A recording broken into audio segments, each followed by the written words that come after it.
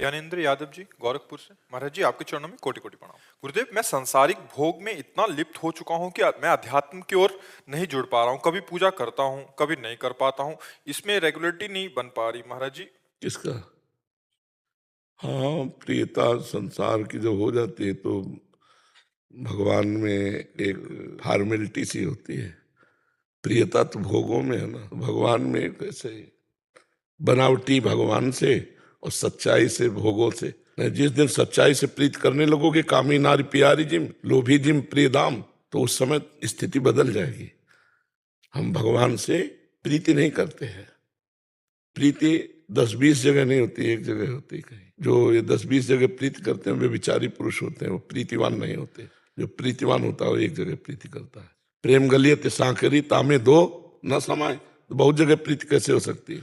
भोगेश्वर प्रसक्ता नाम तयापहृत चेतसाम व्यवसायत्मिका बुद्धि समाधो न विधीयते। जिसका चित्त अपहृत कर लिया है भोग और ऐश्वर्य ने, वो कभी परमात्मा प्राप्ति का चिंतन ही नहीं कर सकता कि मैं भगवत प्राप्ति करूं। और जब भगवान से प्रियता नहीं है तो फिर फॉर्मेलिटी ही तो रही। जैसे आपको हमसे प्रीता न हो तो आए प्रणाम करना, जो भी भाव आया वो किया, लेकिन हमारी प्रियता नहीं। और प्रियता है तो कुछ क्रिया ना हो, एक दृष्टि में क्रिया हो जाती है। हमारे बाबा, ये प्रियता बहुत काम की चीज है। तो क्या हमारे भगवान ऐसी प्रियता आती है? क्या अच्छा पदार्थ देकर भगवान की याद आती है? क्या अच्छी परिस्थिति देखकर भगवान को आप नमन करते हैं? क्या बुरी परिस्थिति में भगवान को आप पुकारते हैं? क्या भगवान आपके आंतरिक हृदय में अपना प्यार स्थापित कर रहे हैं? तो इन सब बातों का उत्तर आएगा नहीं।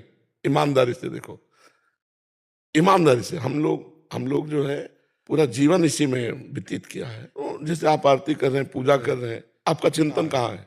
जहाँ प्रियता है तो आप देखो आपकी प्रियता कहाँ है। पकड़ना आप हमारी बात को। जब आप आरती कर रहे हो, पूजा कर रहे हो, या आप माला जप रहे हो, या आप कोई भी भागवती कार्य कर रहे हो, तो उस समय मन आपका कहाँ है? क्या प्रभु में है? क्या आरती में है? क्या भोग लगा रहे तो प्रभु को आप पवा रहे हैं? नहीं नहीं, वो मन वहां होगा जहाँ प्रियता है। तो प्रियता कहाँ है उसी समय डायरी में नोट कर लो। प्रियता जहां होगी वहीं मन होगा। ठीक पहचान उस समय होगी जब प्रभु के भजन में लगोगे, आरती कर रहे होगे, भगवत कार्य कर रहे होगे जब, तो उस समय तुम्हारा मन जहां है वहां प्रियता है। पकड़ा आपने कहा प्रियता है, तो बस उस प्रियता से हम और प्रियता बढ़ा दें। हम हटाने की नहीं कहते, और बढ़ा दें। जैसे मान लो पत्नी में प्रियता है, फिर अन्य जगह किसी स्त्री में प्रियता नहीं होनी चाहिए। अभी महाराज जी शादी नहीं हुई है। नहीं हुई तो फिर प्रियता कहाँ है? भाग दौड़ जिंदगी में लगा रहता है, काम काज के विषय। इसमें प्रियता नहीं होती, ये तो धन कमाने के लिए होता है। प्रियता हुई धन में, तो धन किसके लिए प्रिय है? भोगों के लिए। और भोग जब अभी संसार में तभी गृहस्थ माना जाता है जब पाणी ग्रहण संस्कार होता है।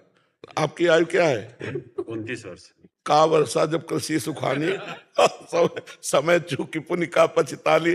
तो समय तो निकला जा रहा, अभी ब्याह का भले 1 साल 2 साल और मान लो आप।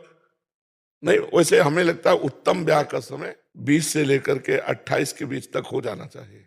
उत्तम बात यह है कि इतने में अब 30 और 32 और 35 और 40, ये कोई ब्याह के समय, इसमें तो लड़का जवान होने लगते थे। ब्याह करने का मन है क्या? अभी 2-3 साल बाद ही। अभी 2-3 साल बाद गृहस्थी का उचित समय योग होता है। तो बढ़िया है। नाम जप कर रहे हो, नाम जप करते हो, कोई नशा तो नहीं करते? हाँ, तो बस नशा नहीं करते, नाम जप करते हो तो धीरे धीरे सब सद्गुण आ जाएंगे। नाम में बहुत बड़ी सामर्थ्य। क्या नाम जप करते हो? राधे राधे राधे। हाँ, चलो जपो, राधे राधे जपो। कोई ग्रंथ पढ़ते हो, सत्संग सुनते हो? कभी अभी पहली बार आज। काफी अजीब हो आप। भगवान की सृष्टि में अजीब अजीब जल, पहली बार सत्संग सुना? अच्छा, चलो। आज मेरा जन्मदिन भी है।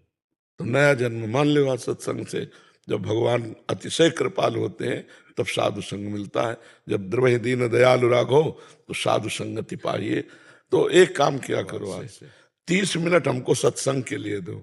रोज सत्संग सुनो मोबाइल से, 30 मिनट सत्संग के लिए दो और 24 मिनट एकांत के दो। शांति से बैठ के 24 घंटा में जब तुम्हें समय मिले तो राधा राधा लिखते हुए देखो। लिखो भला राधा, अंदर से लिखा राधा, राधा राधा, अंदर बोला राधा, बाहर लिखा राधा। आंख खोल के आंख बंद कर 24 मिनट ये करो और 30 मिनट सत्संग सुनो। और कोई पाप कर्म न बनने पावे, इसमें सावधान रहो। फिर बढ़िया आगे भगवान आपका मंगल में जीवन कर देंगे। वो मंगल भवन है, जैसे भी थोड़ा भी भगवान में लग जाए तो जीव परम मंगल को प्राप्त हो जाता है, ये पक्का समझ लो। और नशा नहीं करते इसलिए बहादुर आदमी हो, बहुत अच्छे आदमी हो। हाँ, नहीं करते, बस पापाचरण ना होने पावे, पापाचरण से फिर सम्मलिनता आ जाती है कोई ऐसे अंदर देख लो, जहां हो तो उसे काट लो। अब लो नशानी अब ना नशे हो, आज जन्मदिन है आपका तो एक नया जीवन जियो, भगवान के चरणों का आश्रय लेकर मंगलमय जीवन जियो।